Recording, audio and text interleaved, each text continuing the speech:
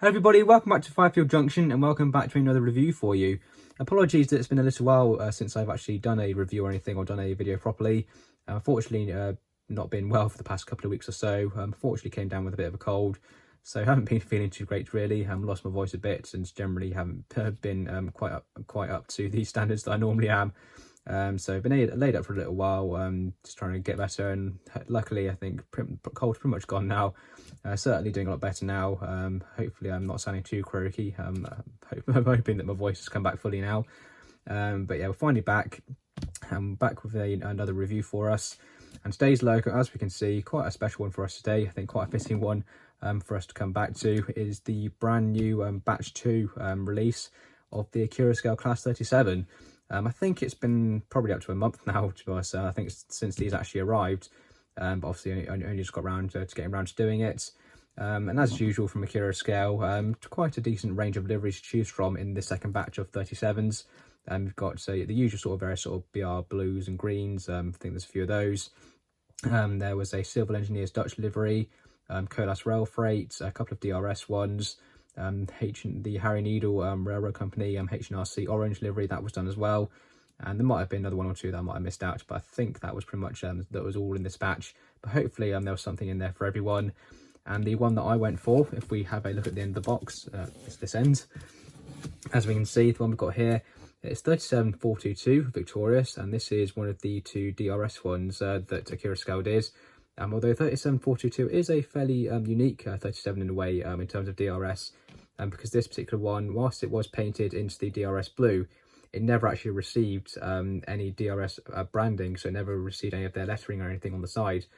So it was quite a unique 37 in that respect. But as for this loco in real life, it was built in 1965, I believe it was, that when it was outshopped from the Vulcan foundry. And then it was renumbered when the top system came in. It was renumbered to 37266, I believe it was, in 1974, if I remember correctly. I think that's what I read up for. That's when it was renumbered. And then it became, I think it was probably around in sort of mid 1980s. I think it was around 85, 86. It's when a lot of the 37-4 sort of conversions were done at Crew. So it was probably around sort of, again, 85, 86 when this loco was actually converted into 37422 as we pretty much know it now. And then it would have sort of gone throughout its life for a while and under sort of probably a triple grade livery or something like that. Some sort of rail freight sector livery. And then it was went into EWS ownership in the late 90s, and it went into DB Schenker then later on into sort of the 2000s. It would have, I believe it received the DB Schenker red livery, I can't quite remember. I think it might have done.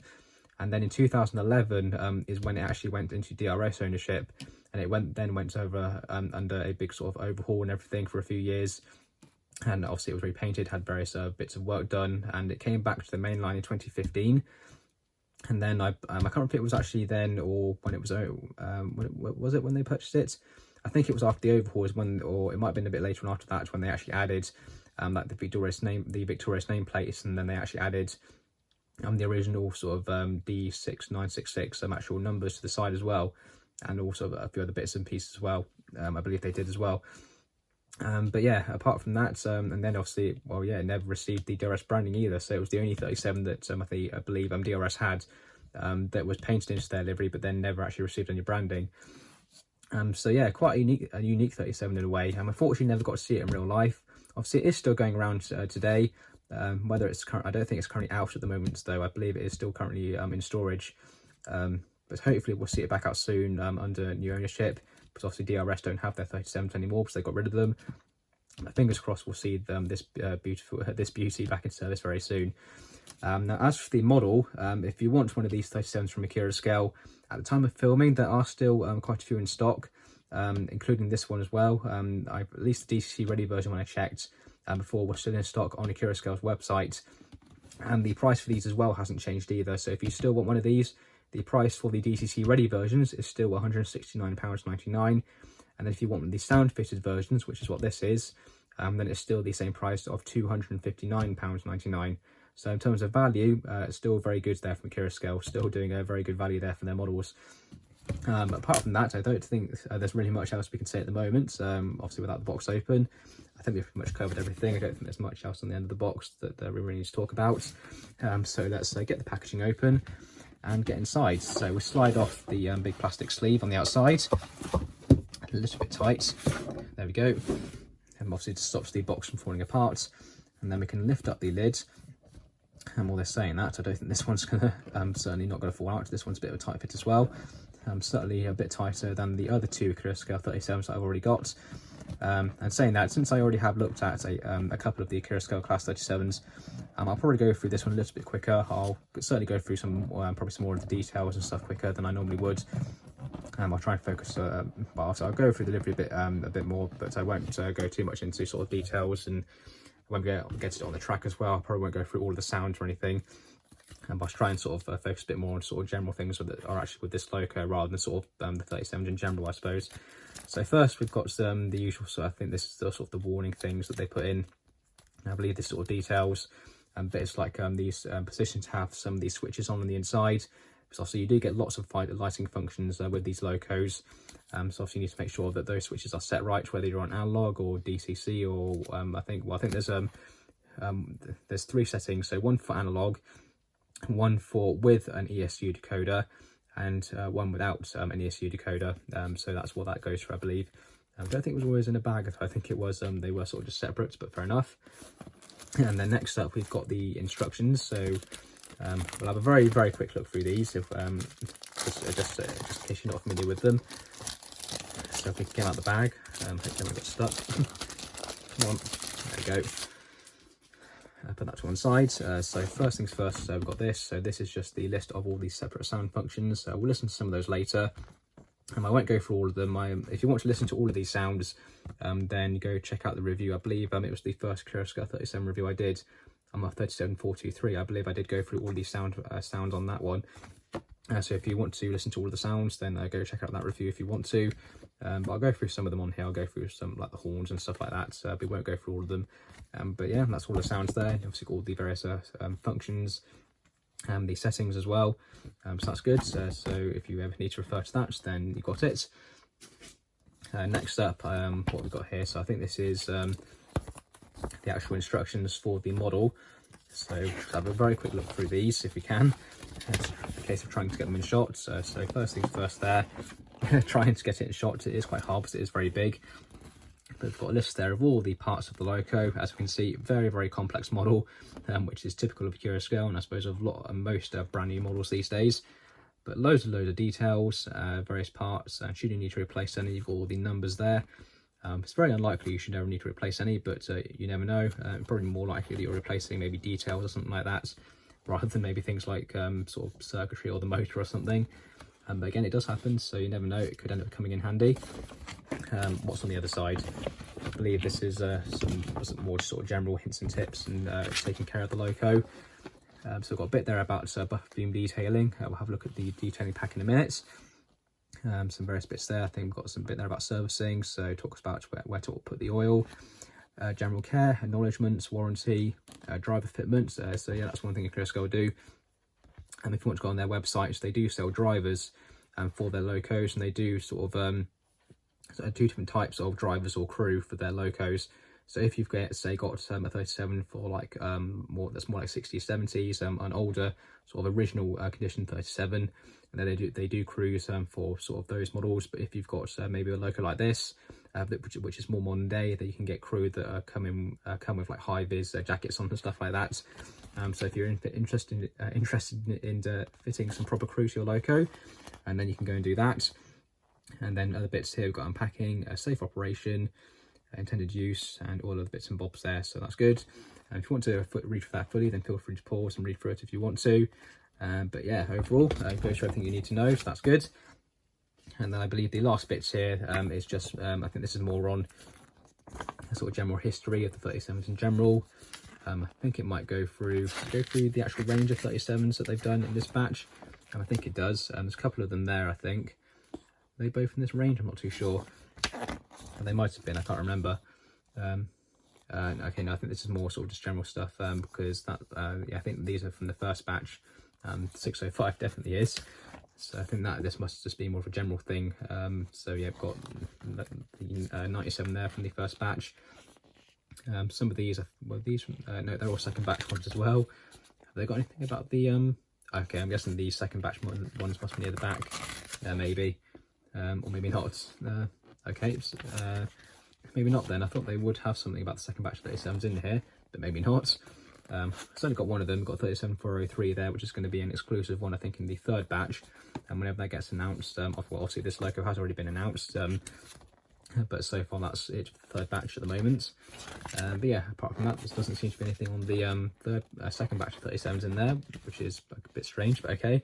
But yeah, it goes through everything about sort of history and stuff like that, so about the real 37s. So you can feel free to read through that if you want to. But we'll put all that outside, because all that stuff is a little bit boring. This is what we're interested in, the actual logo itself. So there she is, all nicely packed up, all nice and secure. So fingers crossed, everything should be okay. So we'll lift her out. Oh God, very, very heavy. Very, very heavy indeed. We'll put the box to one side. There we go. And then I think we'll just need to do the usual slide off the plastic on the outside, if we can. A little bit of a tight fit. Ooh, there we go. And then the details, I believe, are on the top at this end. We've got two packs actually. So what's this pack here? Okay, I believe this is the nameplate. Yes, it is. You can just about see them there behind the card. I'm guessing that's just there to keep them from getting damaged. But that's good. We've got some nice separate extra nameplates there. There we go. There's one of them. We'll try and have a quick look at that. Yeah, there you go. Look at that. So they look beautiful, nicely molded, nicely painted. So that'd be good. I'll definitely fit those at some point. So I'm obviously not going to do it right now, but that's a very nice feature there. So that's very good. The next bit here, there we go. We've got the actual detailing pack. So we can see there, loads and loads of different details, all sorts of snow plows, various hoses, couplings, electrical cables, all sorts of bits that you can fit to your loco. Obviously, you're not going to need all of them, but you've got a nice selection there so that you can fit what is relevant to your loco to the buffer beam, and that will obviously make it look a bit more detailed. So I'll definitely again do that in the future. Still need to do it to the rest of my Accurascale 37s actually, because still haven't detailed those up. But it's just finding the time and the confidence, I suppose. I don't really want to go about fitting these locos with details and then messing it all up and getting sort of glue anywhere or anything like that. But again, eventually I'll do it when I feel confident enough. So we'll lift that up, and then we've got the plastic here, which is protecting the loco. So we'll just gently take that off. And then we'll grab her and we'll lift her up. Ooh, come on. There we go. I believe we got her. There we are. Put it to one side. And then we can put that back down. And we can put the packaging to one side. Get that out of the way. There we are. Then we can grab the loco. And there we are. And wow, look at this. I mean, let's be honest, what else were we expecting? It's Accurascale, and most of the time they really do get it right. Just look at this. Absolutely beautiful. And obviously, as I said earlier, she is very, very heavy. Loads and loads of weight there. Definitely one of the heaviest locos I think that I've got in the fleet, to be honest. Loads and loads of weight in this loco. So first things first, yeah, as we'd expect, we have got sprung buffers, and they feel very good as well. Got the usual sort of kinematic style coupling there, and it feels very good as well. Nice motion to that. Also got the handrails and the various lamp hooks there on the front. I forgot what they were then. Got the little antenna on the top as well. And you can see the sort of domino head code box that has been painted black. I don't think it was originally, because I have seen photos of this real loco, but it hasn't got the sort of black, the black background on the head code box. So that must have been a later edition. I'm guessing maybe when she was first acquired and first painted, that wasn't done. But then maybe when she came back from overhaul, or slightly after the overhaul, that's when they would have added it. And then they might have done it around the same time they added like the nameplates and the little logo and stuff. I could be wrong, but I'm guessing that might be the case. And you can see there is a little bit of detail already fitted sort of around the buffer beam. We've got a few sort of connectors there and stuff already fitted, which doesn't look too bad. We have actually got one of the little cables there fitted. So we can see there. We've got one of the little sort of hoses there. I think that's one. Is that the ETS cable? I can't remember.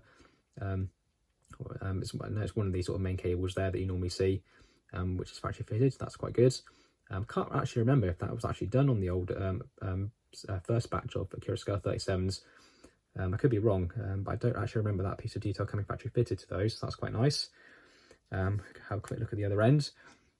Guessing it should be exactly the same. Looking at it, yes it is. So again, got the sprung buffers and the coupling there, nice, which again just have a nice motion to it. Got the cable there. The cab detail, let's see if we can get a good angle on that. Hopefully you can see some of the detail in there. Got all the various signs and everything painted in there. You can see the seats there. Looking around the front, hopefully you can see in there. I know I can't show it incredibly well with this camera, but hopefully you can see in there enough. You can see all the detail in there, all the various controls that have been moulded. Obviously you've got the doors and the handles and the railings there. Obviously they're all separately fitted. You've got the number there. Well, obviously that's the old number where she when she was first done, which was obviously D6966. And then, as we saw a moment ago at the other end, we've got the actual 37 number, so 37422. Got the bogie detail there, as you can see. Loads and loads of detail on those. Doesn't feel like they actually move incredibly well, actually. Feels like there might be a few bits catching. I think it is those these sandpipes here. You can see those little details there and there. Feels like they might be catching a little bit on the bogies, or is it the chains? I'm not too sure. Feels like something's catching, but hopefully that won't cause any issues when she's actually running. It'd be a shame if it does, but hopefully it'll be fine. I haven't had any issues with these 37s yet. Again, I've already got a couple of them, and they've been flawless. Haven't had any issues with those whatsoever. So fingers crossed, this loco won't sort of show me up and end up being rubbish. But obviously, again, we never know because every loco is different. Have a quick look at the roof. We can see there, so we've got the very nice etched grille there with the fan underneath. The fan isn't motorized or anything, which is a bit of a shame. Hopefully maybe that'll be an upgrade we'll see in the future on future releases of these 37s. But at the moment, yeah, it doesn't spin or anything. It literally is just a dummy fan essentially. And we've got the rest of the roof detail as well. Obviously, you've got the usual removable panel on the roof as well, so you can take most of this roof section off. I think it basically starts from here, and you can take this entire section off right down to the back of the cab here. And that gives you nice access inside to the DCC socket and the speaker and everything inside. So I think one change that has been made to these locos actually is if you're not familiar with the sound fitted versions of these 37s, I believe one thing that's Accurascale, I think, like slight upgrade that they've done to these is the original releases had the sort of normal sugar cube speaker, and then which is an 8 ohm speaker, and then a 4 ohm EM1 style speaker. And technically with those as they were wired, as Accurascale wired these originally, technically those two speakers wired, I think they were wired in parallel. Technically that shouldn't work. It should, well, technically blow the decoder. And I know people did have issues with their sound fitted 37s and with the sound cutting out and stuff on those, basically because of that setup. But I believe Accurascale have now changed this so that they replaced the 4 ohm EM1 style speaker with an 8 ohm version, which is fine. So then you've got two 8 ohm speakers working in parallel, which is 4 ohms overall, if you know your science, and that is absolutely fine. That will work absolutely fine with the ESU decoders that these use. So hopefully now, in terms of sound, it will be absolutely flawless straight away, and you won't have to go sort of lowering the volume or changing speakers or anything. Hopefully it should be absolutely fine now. But I think apart from that, nothing else has really changed with these 37s. But there's nothing wrong with that because they're perfectly good locos. I think apart from sort of that little issue with the sound fitted versions, I think everything else on these was pretty much fine. I think some people might have had some complaints with the chains, actually, with how they were sort of fitted and stuff. But for the most part, these locos, they pretty much were the full package. There wasn't really anything wrong with them overall, to be honest. And certainly from my experience, I haven't had any issues with them at all. They've been absolutely fantastic. So hopefully with this third edition, again, it'll be just as good as the others. Hopefully it'll perform just as good as it looks, and it will be another nice 37 from Accurascale for us to enjoy. So I think with that, I think we've looked at her enough. Definitely a very nice looking loco, really very well presented. As we can see, beautiful livery application. Everything's been applied very well. So I think the next thing we need to do is head up to the layout, get her on the track, and see how she runs. Okay, so here we are back up with the layout once again, and we're going to be on the inner loop today. Normally I would run DCC locos, well, at least in reviews anyway, I would normally run those on the outer loop. But for a change, we're going to go on the inner loop today. Well, plus I've got another train on the outer loop, and I can't be bothered to take it off, so we're going to be on here today. So there we go, I believe that is all wheels on. Yes, it is, that's good. And obviously she is brand new, she hasn't been running yet, so we will need to run her in before we do any serious testing with her. But we can give her a quick test now. Let's give her a quick wiggle, see what she's like. First of all, let's see if we can get some lights on. So press function 0, and is anything going to happen? Oh yeah, something has happened, we have got some lights. Yeah, we have got some headlights there, but they are incredibly dim. Hopefully you can see that there. They're not very bright at all. Certainly the head code box, the Domino head code box there, those lights are almost unusable really. They're so dim. I barely see them. I don't think, well, it doesn't seem very good in my opinion anyway. I think they should be a bit brighter than that. Just check the other direction. Are the lights working? Yeah, I did see the tail lights for a second before they changed, and yeah, got headlights there. And are the tail lights at this end working? Yes, they are, so that's all good. So the directional lighting is working as it should. We'll try a few of the other lighting functions very quickly before we get her moving. So let's try what we got first. So we'll do function 17, which is the tail lights on and off. Let's try that. Yeah, the tail lights have gone off at that end. Change direction. And yeah, there we go. Yeah, no tail lights at that end, so that's good. And yeah, there we go. Headlights are on at that end, so that's good. So turn that off. For function 18, we've got the headlights on and off, so that'll be the high intensity headlight. And yeah, there we go. It has gone off. That's good. And other direction. Yeah, all good there. That's fine. Next up, function 19, which is the driver's desk lights. So these would be the sort of all the dials and everything on the desk inside the cab. Can light those up, so let's turn that on. Is anything going to happen? I can't remember which direction we're going in. I think we've got this end first. Yeah, they are working. That's good. And the other way. Yeah, there we go. We can see those in there. If I move the camera quickly, hope you can see them in there. There we go. We can see there all the dials and everything in the cab lighting up. That's good. So we'll just pop the camera there we go. Put the camera back quickly. There we are. So that's good. So we'll turn it off, and we'll do another one quickly. Flip the card over onto the other side. There you go. Got the cab lights. Let's try those quickly. See if they work. Yeah, there we go. We've got the cab lights at that end. That's good. Change direction. Yeah, there we go. It does take a moment for the functions to kick in, but there we go. Yeah, we've got the cab lights at that end as well. So that's good. They all work as they should. Function 21 is the engine room lighting. Let's see what that's like quickly. Yeah, there we go. We can see there. We can see some lighting there through the window there and the window there. That's good. Very nice. Function 22 is the night. It says night lights on and off. So let's see what that is. I think that might be the is that the high intensity headlights going on and off? I believe it is. Looking at it, I could be wrong. Let's change direction. See if the yeah. Oh yeah. There we go. Yes, we've got Domino head code box lights on, and the high intensity headlight is off. So that's fine. So that's what that function is. Fair enough. Then we've got the depot lights on and off on function 23. Let's see what that does. I'm not entirely sure what this function actually does. I believe it's normally tail lights at both ends though. It doesn't seem to be doing anything though at the moment. Yeah, function 23. Even though it says it's depot lights, which is tail lights at both ends, nothing seems to be happening. So that's a little bit disappointing. It's not something I'll ever use, but some people might. And yeah, even though it says it should work, but nothing's happening, so that's a bit of a shame. Okay, and that is actually it for the lighting functions, so that's fair enough. You've got plenty of functionality there, which is good. It seems to be a shame that one of those functions doesn't seem to be working at the moment, which is a little bit annoying. Shouldn't really have that. But apart from that, everything else is working fine. Got plenty of lighting functions, so there's certainly some sort of playability there in a way for you. So depending on what functions or lighting you want on or off, plenty there for you to choose from. So that's good. So next up, let's give her a bit of a wiggle and see if she works. That would probably be the main thing, really. Oh yeah, there we go. She does work. That's good. Very smooth as well.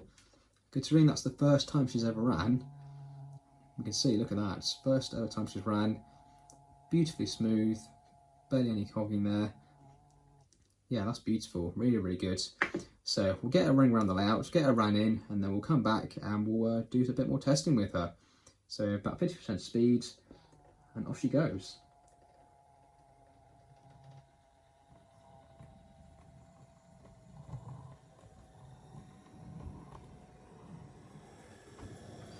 There we go.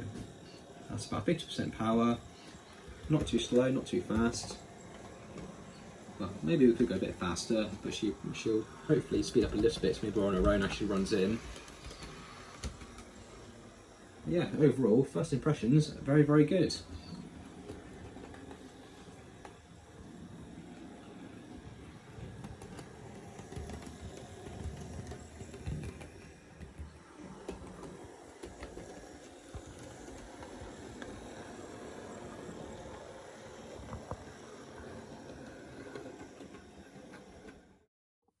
Okay, so here we are, it's a short while later, the loco is now all nicely running, she's had a good time in both directions, all nicely lubricated and definitely running a bit better than she was before. I'd still say she's not 100% perfect though, she does seem to have a little bit of a groan, a bit of noise to her, and a little bit of noise to the gearing as well. She doesn't sound the smoothest of runners all the time, especially at the really low speeds when she's crawling along every now and then. Does seem to be a slight concerning noise coming from the gearing sometimes, but again, she is still quite new, and hopefully with a bit more running that will go away. And I think some of my other 37s, I think one of them from one of the others from Accurascale that I bought from the first batch, I think that was slightly similar, and after a bit more running, that one now does run a lot better than it used to.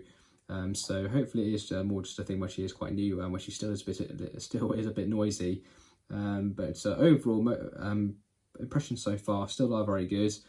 Did have one derailment unfortunately when she was going in that direction whilst running in, but I found that was actually more down to the track than the loco itself.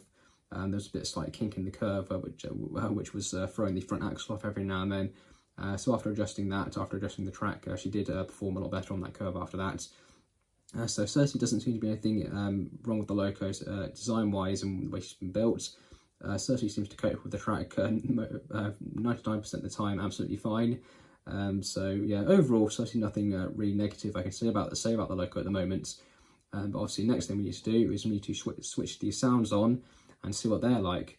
So we'll do a couple of the horns first. So let's try function 3, see what that's like. Yeah, that's good. And function 4.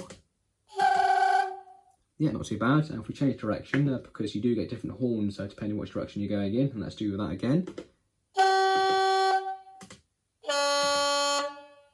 Yeah, very, very good. Quite loud as well, actually. It definitely sounds louder than it did on the older 37 from Accurascale, in my opinion. I could be wrong, but that's just me.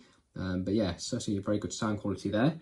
Let's do a few of the other functions. We won't do all of them, because again, I have done all of them in the previous review of these locos. What other ones should we do? Let's do the short, high and low tone horn. So function 12 and 13. So let's try those. Yeah, very good. Any other sounds that we can try? Let's see. Just try and do some of the short, more simpler ones if we can. Anything on the other side? Let's have a look. We'll do the cab door. Why not? That's function 24. Let's just see what that's like. Yeah.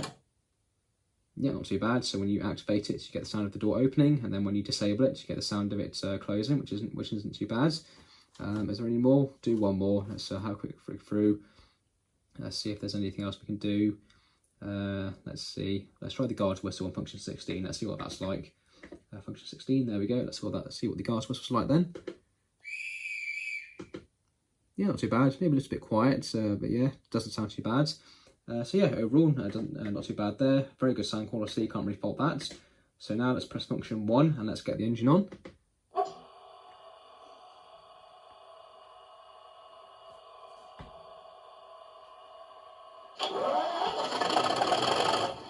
Oh yes, very, very good. Very nice deep grumble there, she fired up. And yeah, you can definitely hear that EM1 speaker in there, can't you? Definitely. Very, very bassy. And then you've also got the Sugar Cube there, helping with the high frequencies. Yeah, that's beautiful. Beautiful, beautiful, beautiful sound. But then again, it pretty much always is from the Accurascale. Yeah, really can't fault that. So let's give her a wiggle. Let's just get her running, I think. Let's just get her going, not waste any more time. Let's just get her going around the layout and see what she's like.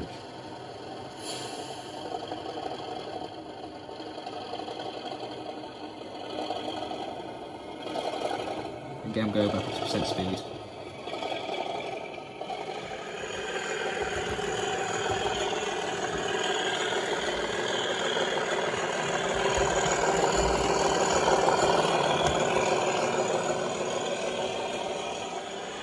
just listen to that. That is absolutely amazing. Then again, I wasn't expecting anything less from Accurascale. Absolutely fantastic. I don't think Class 37 sound can get much better than this, to be honest. It really, really is amazing.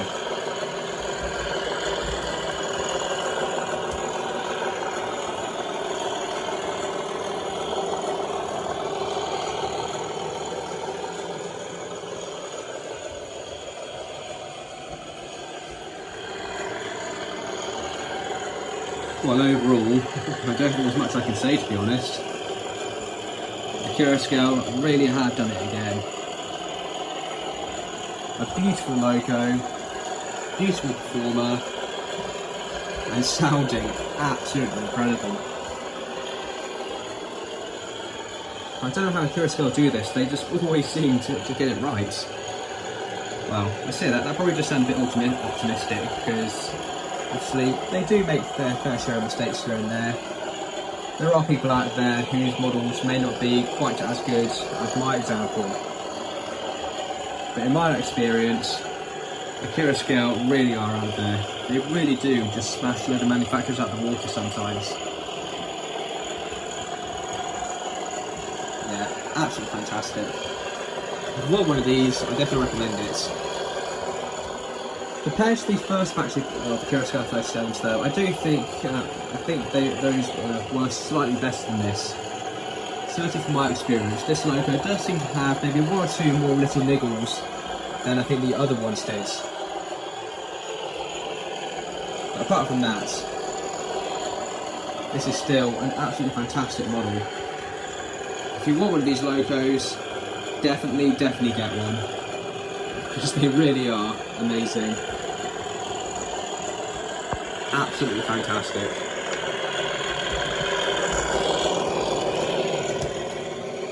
And now let's have some ratings for the brand new Accurascale DRS Class 37 number 37422 with DCC sound.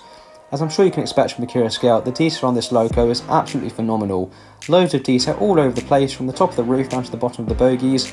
You've got loads of various separately fitted and moulded details all over the place that really do catch your eye and just make the logo look absolutely amazing. A beautiful livery application as well. I can't find any issues with the paint or the printing anywhere. She really does look the part. Loads of lighting detail as well. She really is just a beautiful all-round amazing logo when it comes to detail. Really cannot fault that at all. The performance of the logo as well is again absolutely amazing. She runs absolutely beautifully at all speeds for the most part. I suppose I think at the lower speeds, as I mentioned earlier, she does sound maybe a little bit unhealthy here and there, which maybe isn't too great. So maybe I am being a little bit nitpicky there with that. But apart from that, as I said, a beautiful all-round performer, really smooth, nice and consistent. Haven't really seen a stutter at all anywhere on the layout. Really beautiful performer all round, to be honest. The quality of the logo again is beautiful. I can't find any issues with the build quality. Everything's put together very well. Again, I can't see any issues with the paint anywhere. All of the details look straight. Really can't find any issues with it for the most part. I just do think that maybe the sandpipes on the bottom of the logo where they catch the bogies, maybe they are a little bit of an issue. They don't seem to cause an issue whilst running. I can't hear any clicking or anything with them. But I do think that going onto the bogies, they do seem to be limited slightly with their rotation. I feel like they should turn a bit more than they do. But again, as we saw with her running, she seems to run absolutely fine. The bogies don't seem to derail anywhere. There doesn't seem to be any tight spots anywhere with them. But overall, apart from that, the quality, as I said, absolutely beautiful. Again, beautifully built, beautifully painted. For the most part, really can't fault it there. The value for money then, as is usual from the Accurascale, absolutely amazing value for money. £260 for this logo, and you get a beautiful logo, which is again beautifully built, beautifully painted, loads of features, a beautiful sound setup as well with a great pair of speakers. You just can't really ask for much better. Obviously you get a stay alive feature with these as well, so you really can't ask for much better with these. They really just start absolutely amazing. We pretty much always see this from Accurascale, which again is, as the slogan says, producing great models for great prices. They really do live up to that. Just absolutely amazing value for money. So that's an overall score of 9.5 out of 10. Really well deserving, an absolutely amazing logo with a well deserved, really amazing score there.